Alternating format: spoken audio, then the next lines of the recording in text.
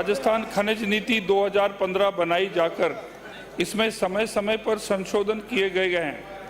राजस्थान खनिज नीति 2015 की प्रति परिशिष्ट 1 पर एवं इसमें किए गए संशोधनों की प्रतियां परिशिष्ट 2 पर उपलब्ध हैं। खंड 2। सर मैं वो तो आ गया, मैं पूछ लूं? पहले बोल देते तो मैं पढ़ता ही नहीं। और क्या है, कोई बात नहीं, तो पहले ही बता देते। चलो पूछो पूरा प्रश्न। माननीय अध्यक्ष महोदय, मेरा निवेदन है, क्या सरकार द्वारा अवैध खनन को रोकने के समय समय पर आदेश जारी किए हैं, फिर भी अवैध खनन रोका नहीं जा रहा है? क्या सरकार खनन नीति को संशोधित कर अवैध खनन को रोकने की मंशा रखती है? नंबर 1। दूसरा पूछ लो। हाँ पूछो, दो ही है, दोनों एक साथ पूछ लो। क्या यह सही है कि कपासी विधानसभा क्षेत्र व प्रदेश के अन्य क्षेत्रों में क्वार्ट्ज पत्थर मिनरल अधिकांश जमीन की ऊपरी सतह पर ही मिलता है? यदि हाँ, तो क्या सरकार क्वार्ट्ज खनिज पत्थर को के अवैध खनन को रोकने एवं सरकार की आय बढ़ाने के लिए जिप्सम खनिज की तरह ही शॉर्ट टर्म परमिट सरकार देने की मंशा रखती है? यदि हाँ, तो कब तक, नहीं तो क्यों? माननीय अध्यक्ष महोदय, कोर्ट्स के लिए कोई शॉर्ट टर्म पॉलिसी नहीं है। जो इलीगल माइनिंग जो है उसके हर डिस्ट्रिक्ट लेवल पर कलेक्टर की चेयरमैनशिप में कमेटी बनी है, जिसके जो मेंबर्स जो हैं वो SIT, mines, forest, revenue, police और ट्रांसपोर्ट, ये विभाग के अधिकारी इसके अंदर मीटिंग में टाइमली होती है। ऐसी ही सब डिवीजन में एक कमेटी है जिसमें एसडीएम उसको चेयर करते हैं, और यही विभिन्न विभाग जो है मैंने जिनकी चर्चा की, ये इनकी कमेटी रहती है। अभी जो अभी हमारी सरकार ने पहली बार बहुत ही तकड़े अभियान किए, एक तो 15/1/24 से लेकर 31/1/24 सब माइंस का किया। उसके इस अभियान के तहत 2234 टोटल केसेस इलीगल माइनिंग के पकड़े गए। माननीय सदस्य अपनी सीट पर। नो, ये नियम सबके लिए मान्य है। आपके पीछे वो बैठे हैं क्या? आप भी आपकी सीट यही है? चार सीट थोड़ी है यहाँ पे। फिर यानी एक बार बार कहना नहीं पड़े, चाहे पक्ष हो विपक्ष हो। ये इंदिरा जी इतनी आती जाती रहती है। अध्यक्ष महोदय, 15/1/2024 से 31/1/2024 तक पहला अभियान चलाया गया सब माइंस के ऊपर। 2234 टोटल केसेस इलीगल माइनिंग के पकड़े गए।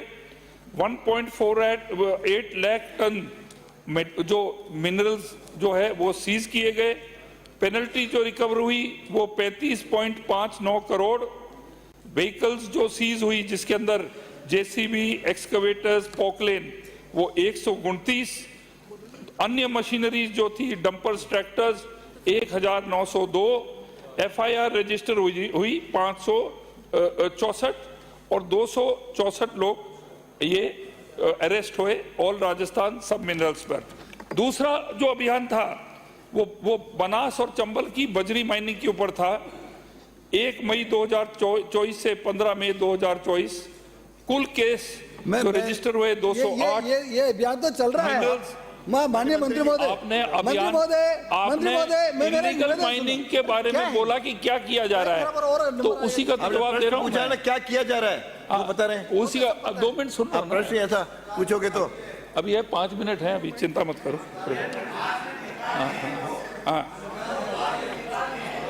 इनको नहीं, दूसरा प्रश्न आ जाएगा। माननीय अध्यक्ष महोदय, हमारे विधायक जी को भी ये मालूम होना चाहिए कि हमारी सरकार ने कितने कड़क कदम लिए। संख्या में दे दो। अरे अब इन्होंने इनको बता दिया मैंने। कंटिन्यू। अच्छा दूसरा प्रश्न। अच्छा दूसरा प्रश्न का जवाब दे दिया। कोर्ट्स के बारे में कोई शॉर्ट टर्म माइनिंग नहीं है। हाँ, तो मैं यही कह रहा हूँ। नहीं है, नहीं यही कह रहा हूँ मंत्री जी, मैं यही निवेदन कर रहा हूँ कि अवैध खनन को रोकने के लिए जिप्सम की शॉर्ट टर्म होता है, आप कह रहे हो इसमें क्वार्ट्ज में नहीं है, तो इसको करो तो अवैध खनन रुक जाएगा। मैं ये कह रहा हूँ पॉलिसी में थोड़ा अध्यक्ष संशोधन कर महोदय, दो। बैठिए। और कर क्या रहा हूँ मैं? अभी जो नई पॉलिसी बन रही है उसके अंदर कई प्रस्ताव है, विचारधारा है, और इसके अंदर देख लेंगे कोर्ट्स के अंदर। अभी आज की तारीख में अभी तक कोर्ट्स को शॉर्ट टर्म माइनिंग की परमिशन नहीं है। जो नई पॉलिसी अभी तैयार हो रही है, हम कोशिश करेंगे उसको भी बनाना। मैंने स्थगन के माध्यम से भी तकरीबन 15 जिलों में अवैध खनन के बारे में यहाँ सदन में बात रखी थी। मैं माननीय मंत्री जी से पूछना चाहता हूं, आपने अभी अभियान के बारे में बात की, तो आपने वो अभियान बंद क्यों कर दिया? क्या अवैध खनन बंद हो गया? क्या माफियाओं पे रोक लग गई? आपने क्यों बंद किया? फिर आपका हालात ये हैं अध्यक्ष जी, एसडीएम पुलिस जाब्ता मांगती है, एसएचओ आने से मना कर देता है, अकेली खुद एसडीएम को बिना जाब्ते के जाना पड़ रहा है। मैं यही पूछना चाहता हूं कि जब क्या प्रदेश में अवैध खनन पे रोक लग गई जो आपने ये अभियान बंद कर दिया?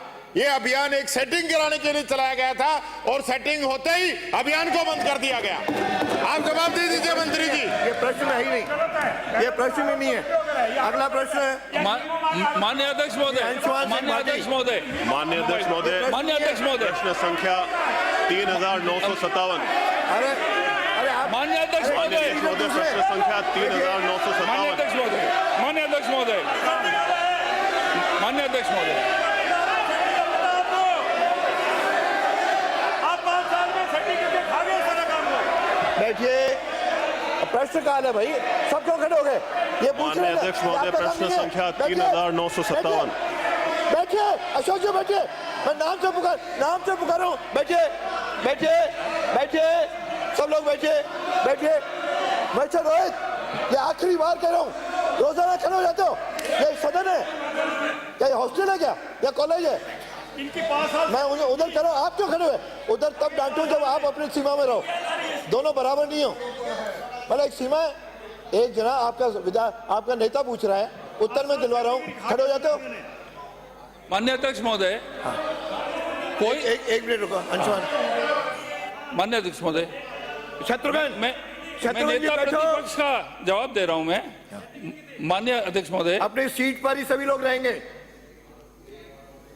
माननीय अध्यक्ष महोदय, कोई भी अभियान जब चलता है तो वो कोई 2-2, 3-3 साल तक थोड़ी ना चलता है, शॉर्ट टर्म चलता है।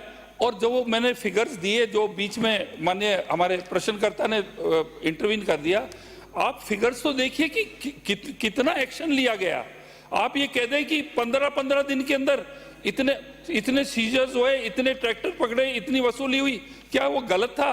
और रोका क्या गया? अभियान क्या 3-3 साल चलता रहता है? शॉर्ट टर्म आते हैं। और कलेक्टर्स की जब एसआईटी बनाई हुई है अध्यक्ष महोदय, आपके बनाई हुई है आपके डिस्ट्रिक्ट लेवल पे, आपके एसडीएम लेवल में, तो ये लोग मीटिंग्स नहीं करते, सब डिपार्टमेंट, ट्रांसपोर्ट, माइंस, ये तो आप ये सराहना नहीं कर रहे हो कि माइंस के ऊपर हमने इतना कड़ा कदम, आपकी सरकार ने तो कभी लिया ही नहीं था ऐसे कि हमने लिया है।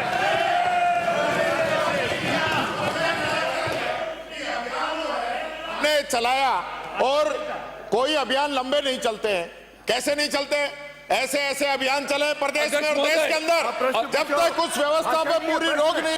भाषण नहीं है, प्रश्न। अध्यक्ष महोदय, उसके पश्चात आचार संहिता भी लग गई थी, आचार संहिता लग गई थी उसके पश्चात। आचार संहिता लगी। प्रश्न है, अगला प्रश्न भाटी प्रश्न बैठो। संख्या 3957। भाटी पूछो। प्रश्न संख्या 3957। अरे ये आपका कहना है, जितना आ रहा होता सुनिए। बैठिए बैठिए बैठिए। माननीय नो, आपका नेता खड़ा है यार, विपक्ष का नेता खड़ा है, खड़े हो जाते हो। जब विपक्ष का नेता खड़ा हो तब तो कम से कम बैठे। ये पता है इनको छठी होती है। प्रश्नकाल समाप्त। प्रश्नकाल समाप्त। मुझे स्थगन प्रस्ताव पर व्यवस्था, मुझे माननीय सदस्यों को सूचित करना है कि निम्नलिखित स्थगन प्रस्तावों की सूचना प्राप्त हुई है।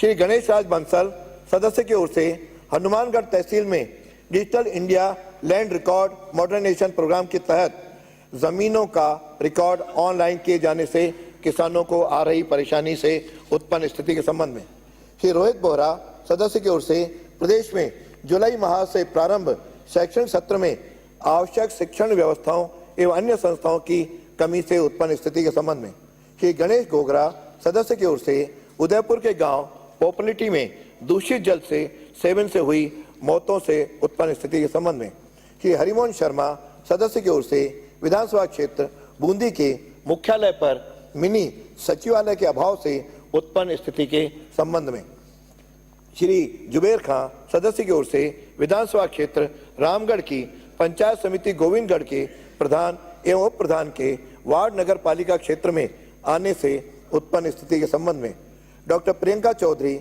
सदस्य की ओर से बाड़मेर स्थित चिकित्सा महाविद्यालय में चिकित्सकों की हड़ताल से उत्पन्न स्थिति के संबंध में श्री पूसाराम गोदारा सदस्य की ओर से विधानसभा क्षेत्र रतनगढ़ की ग्राम पंचायत जोगणिया विद्यावतान का नवीन भवन निर्माण हेतु भूमि गांव से बाहर चिन्हित किए जाने से उत्पन्न स्थिति के संबंध में उपरोक्त प्रस्ताव ऐसे नहीं है कि सदन की पूर्व निर्धारित कार्रवाई को रोककर इन पर विचार किया जाए, अतः इन पर अनुमति देने में असमर्थ हूं।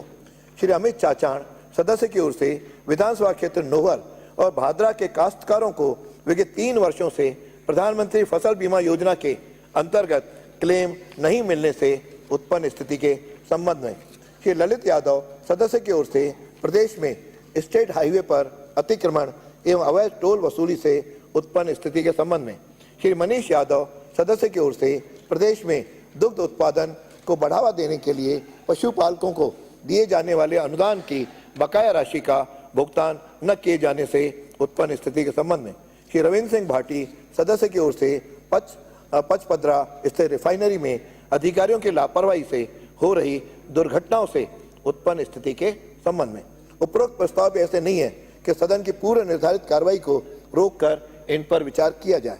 फिर भी माननीय सदस्य श्री अमित चाचाण, श्री ललित यादव, श्री मनीष यादव एवं श्री रविंद्र सिंह भाटी को उनके प्रस्ताव की विषय वस्तु पर 2-2 मिनट बोलने की अनुमति होगी।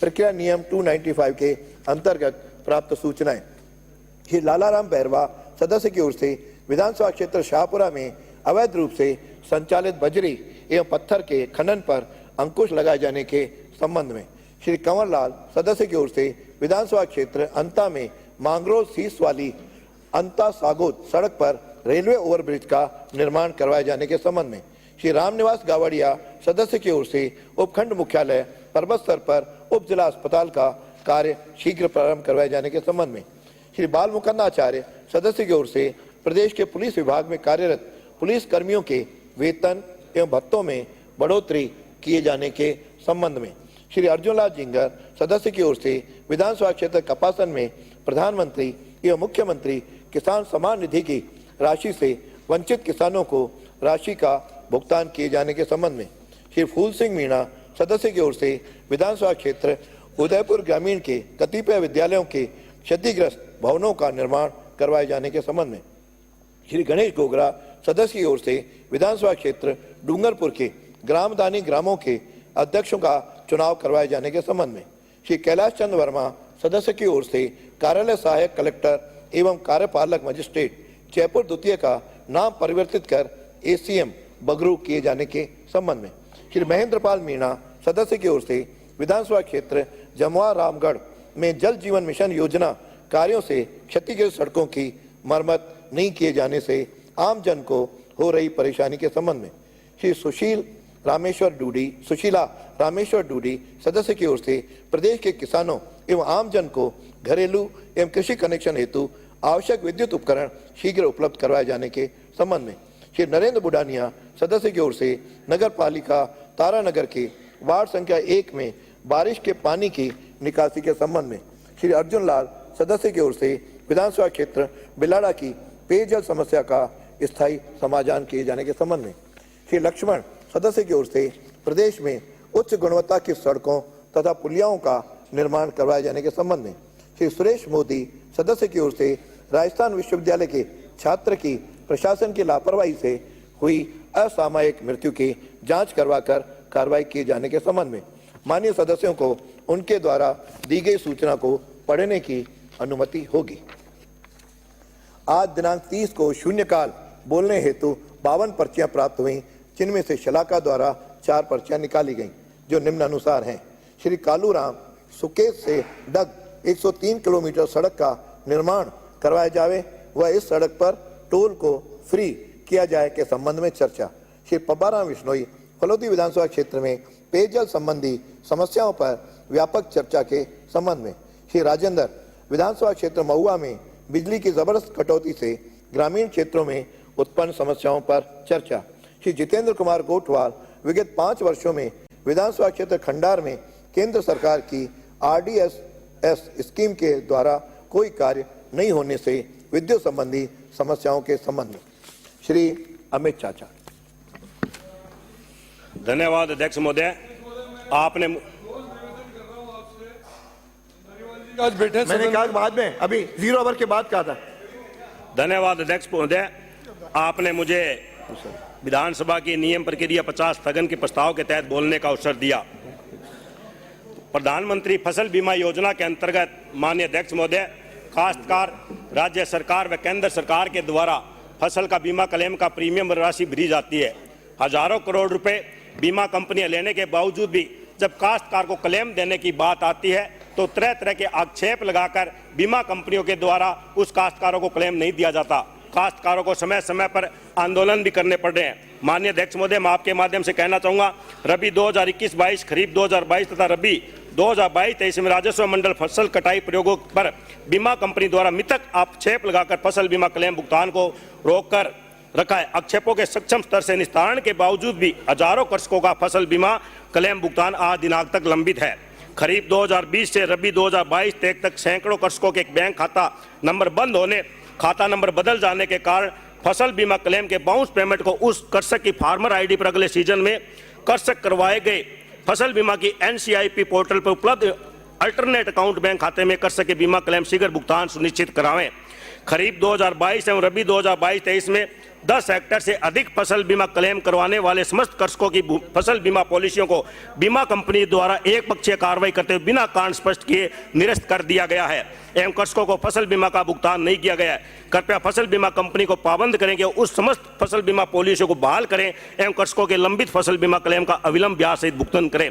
मर्द कृषकों के जो फसल बीमा क्लेम का सेटलमेंट उनके उत्तराधिकारियों को सरलतम पद्धति से शीघ्र भुगतान की व्यवस्था भी सुनिश्चित करावें। राजस्व मंडल फसल कटाई प्रयोगों का आयोजन स्मार्ट सैंपलिंग के स्थान पर राजस्व मंडल की अधिसूचना में वर्णित प्रावधान के अनुसार रैंडम कॉलम के नंबर के आधार पर करवाया जाए, क्योंकि यह अनुभव किया गया स्मार्ट सैंपलिंग से जहां फसल बहुत अच्छी होती है उसी स्थान को जियो कोऑर्डिनेट आवंटन किए जाते हैं और उस क्षेत्र की फसल का संपूर्ण प्रायोजन नहीं किया जाता। प्रधानमंत्री फसल बीमा योजना के लिए अधिसूचना में खड़ी फसल में प्राकृतिक आपदाओं से होने वाली क्षतिपूर्ति हेतु इंडिविजुअल लेवल एप्लीकेशन के प्रावधान को हटा दिया गया है। यह बड़े बड़े जो हमारे कॉर्पोरेट हाउस है उनके अनुसार ये बीमा पॉलिसी दोबारा अधिसूचना जारी की गई है। मेरा आपके माध्यम निवेदन है कि 2016-17 में जो अधिसूचना जारी की गई थी वही की जाए, क्योंकि माननीय सभापति महोदय, जब ओलावृष्टि होती है तो पूरे राजस्व ग्राम में पूरे खसरे में नहीं होती, वो एक पट्टी के रूप में लंबी चलती है और उसका बीमा कंपनी द्वारा क्लेम नहीं दिया जा रहा। आज भी मेरे नौर विधानसभा क्षेत्र के और भादरा विधानसभा क्षेत्र के हजारों किसानों का बीमा क्लेम अटका हुआ है। समय समय पे आंदोलन किया जा रहा है। आपके माध्यम से सरकार को कहना चाहूंगा कि बीमा कंपनियों के अधिकारियों की मीटिंग ले, उन्हें सख्ताई के साथ कहे कि आपने प्रीमियम राशि जो हजारों करोड़ रुपए लिए उसके एवज में हमारे कृषकों की जो भी वंचित बीमा है क्लेम है उसको करें, और जो पटवार मंडलों पर आक्षेप लगा रखे हैं उस आक्षेप को भी हटाने का काम करें और तमाम पॉलिसी को मानते हुए उसका बीमा क्लेम दिलाएं। आपका धन्यवाद। जय हिंद, जय भारत। श्री रोहित बोरा, श्री गणेश गोग्रा। धन्यवाद सभापति महोदय। राजस्थान विधानसभा के प्रक्रिया 29 में आपने बोलने एक का सेकंड विराजमान माने से श्री मनीष यादव यहां से चलेगा नहीं, ये कड़े ये भी कहाँ है रोहित बोरा। अच्छा विराजम श्री मनीष यादव अंकित नहीं होगा। माननीय अध्यक्ष, माननीय अध्यक्ष, ललित यादव बोले,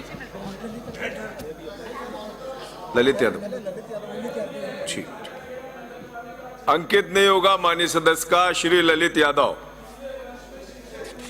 अंकित नहीं होगा आपका। श्री ललित यादव। धन्यवाद माननीय सभापति महोदय। मैं आपका ध्यान आकर्षण करना चाह रहा हूं कि प्रदेश में नेशनल हाईवे और स्टेट हाईवे पर जिस प्रकार टोल नीति बनाई है उसके अलग से टोल वसूली की जा रही है।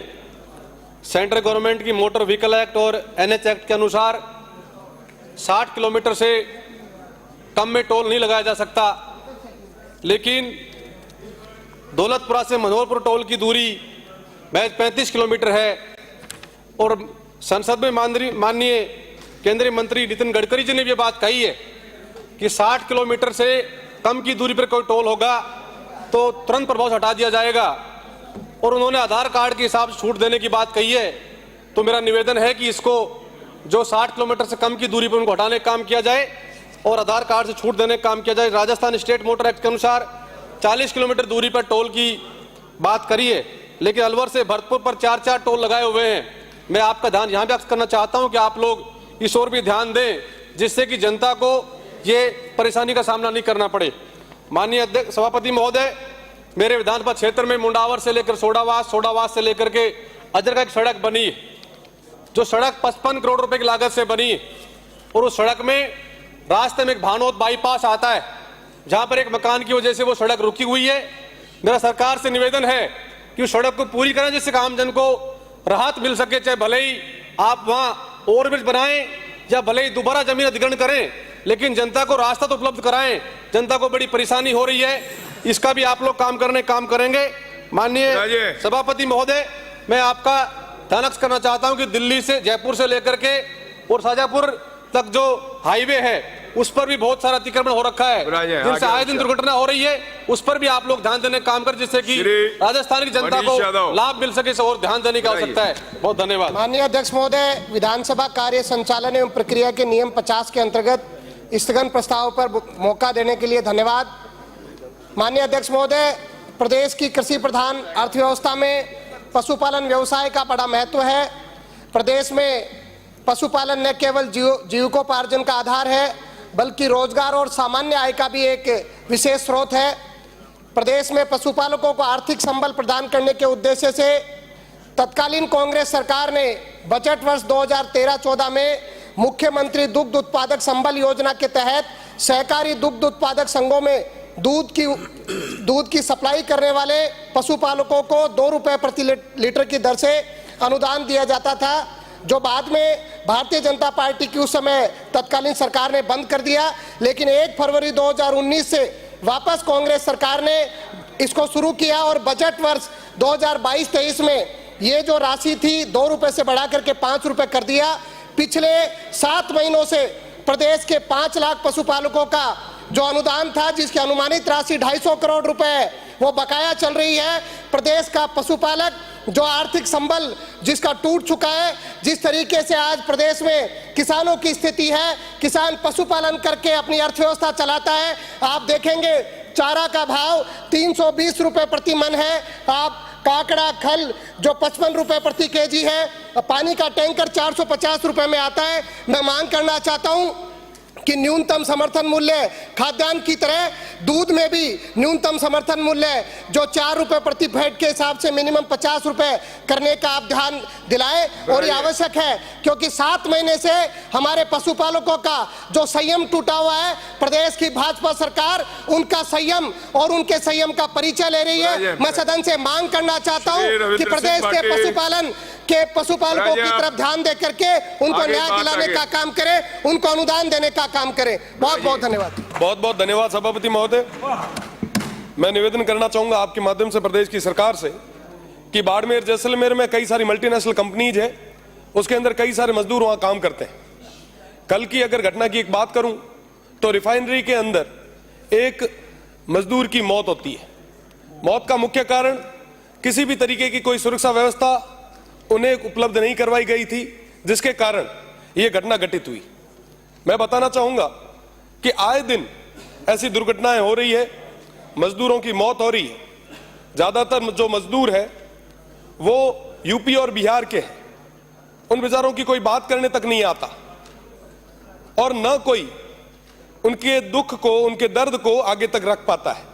मेरा निवेदन है आपके माध्यम से कि ये तमाम जो मजदूर है, इनको प्रॉपर तरीके से इनकी सिक्योरिटी के लिए, इनकी सेफ्टी के लिए सभी तरीके के उपक्रम अवेलेबल कराने चाहिए। साथ ही साथ एक मजदूर की पीड़ा को हमें समझने की जरूरत है। वो भी किसी का पिता है, किसी का पति है, किसी का बेटा है, किसी का भाई है, वो बड़ी मुश्किल से अपना जीवन यापन कर रहा है। आज के समय में उनकी कोई बात नहीं कर रहा है। मुझे लगता है कि विशेष रूप से आपको इस तरफ देखना होगा। साथ ही साथ मैं निवेदन करना चाहूंगा कि विंड, सोलर, माइनिंग और कई सारी तमाम जो कंपनीज काम कर रही है, उनके अंदर कई सारे जो मजदूर काम कर रहे हैं, उनकी जब मृत्यु होती है, कोई दुर्घटना होती है, तो उन्हें किसी भी तरीके का कोई पीएफ, कोई गारंटी, कोई भी तरीके का बीमा परिलाभ नहीं मिलता है। मेरा निवेदन है कि इस हेतु भी तमाम कंपनीज को आप पाबंद करें। साथ ही साथ वो जो श्रमिक है उनको जागरूक करने का भी हम सबको काम करना चाहिए, ताकि उनको बीमा का और तमाम चीजों का फायदा मिल सके। तो मेरा निवेदन है कि ये जो सेफ्टी से रिलेटेड जो भी समस्या आ रही है, वो मजदूर है, उनके पास में उनकी आवाज को मजबूत हम सबको मिलकर करना होगा। मेरा निवेदन कि इस मामले में आप देखें और तमाम राजस्थान में जो भी उद्योग है, उनके अंदर काम करने वाले मजदूरों की जो सुरक्षा है, उसको लेके हमें गंभीर होना होगा। संवेदनशीलता दिखाते हुए इस पे काम करने की जरूरत है। बहुत बहुत धन्यवाद। विशेष उल्लेख की सूचनाओं के तहत श्री लालाराम बैरवा। माननीय सभापति जी, आपने 295 पे बोलने का अवसर दिया, इसके लिए बहुत बहुत धन्यवाद। शाहपुरा विधानसभा में बजरी और पत्थर की माइनिंग, गार्नेट की माइनिंग धड़ल्ले से अवैध रूप से चल रही है और करीबन 3 महीने से नाके और रॉयल्टी की पर्ची सभी प्रकार की बंद है। फिर भी पूरे दिन भर डंपर और ट्रैक्टर ग्रेनाइट के और बजरी के भर कर आते हैं और अभी कल ही ट्रैक्टर से एक व्यक्ति को कुचलकर दिन दहाड़े उसको मार दिया गया। मैं कहां पर लिखा हुआ? आपसे अनुरोध करता हूं कि